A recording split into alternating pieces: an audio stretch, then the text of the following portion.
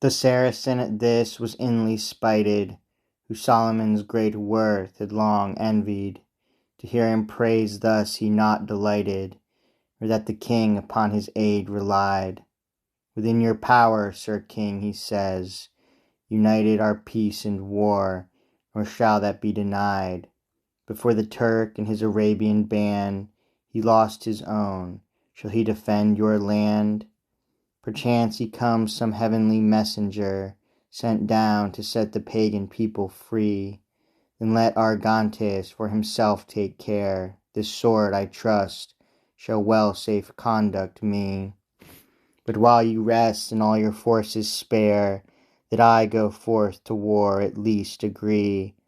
Though not your champion, yet a private knight, I will some Christian prove in single fight.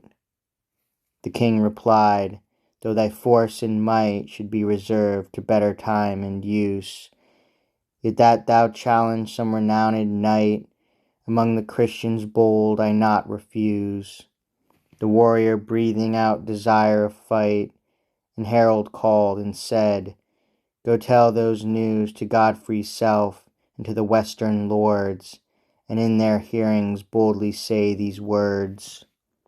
Say that a knight who holds in great disdain to be thus closed up in secret mew, will with his sword in open field maintain, if any dare deny his words for true, that no devotion, as they falsely feign, hath moved the French these countries to subdue, but what vile ambition and pride's hateful vice, desire of rule and spoil and covetous.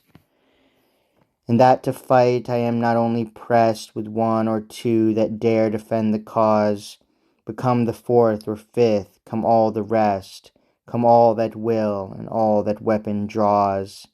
Let him that yields obey the victor's hest, as wills the lore of mighty Mars his laws.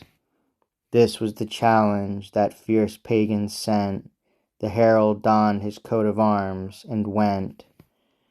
And when the man before the presence came of princely Godfrey and his captains bold, my lord, quoth he, may I withouten blame before your grace my message brave unfold. Thou mayest, he answered, we approve the same. Withouten fear, be thine ambassage told. Then, quoth the herald, shall your highness see if this ambassage sharp or pleasing be. The challenge gan he then at large expose, with mighty threats, high terms, and glorious words. On every side an angry murmur rose, to wrath so moved were the knights and lords. Then Godfrey spake and said, the man hath chosen hard exploit, but when he feels our swords, I trust we shall so far entreat the knight as to excuse the fourth or fifth of fight. But let him come and prove the field I grant, nor wrong nor treason let him doubt or fear. Some here shall pay him for his glorious vaunt, without or guile or vantage, that I swear. The herald turned when he had ended scant, and hasted back the way he came, while nor stayed he aught, nor once forslowed his pace, till he bespake Argantes face to face. Arm you, my lord, he said, your bold defies by your brave foes accepted boldly been. This combat neither high nor low denies. 10,000 wish to meet you on the green.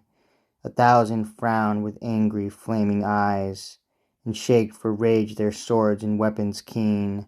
The field is safely granted by their guide. This said, the champion for his armor cried.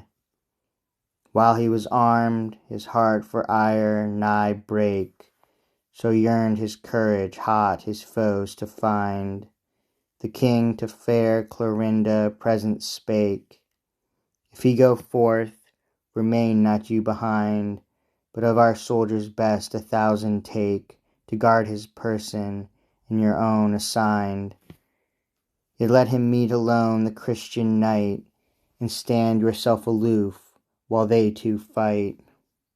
Thus spake the king, and soon without abode the troop went forth in shining armour clad.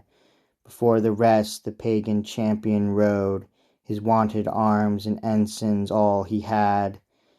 A goodly plain displayed wide and broad, between the city and the camp was spread, a place like that wherein proud Rome beheld the forward young men manage spear and shield.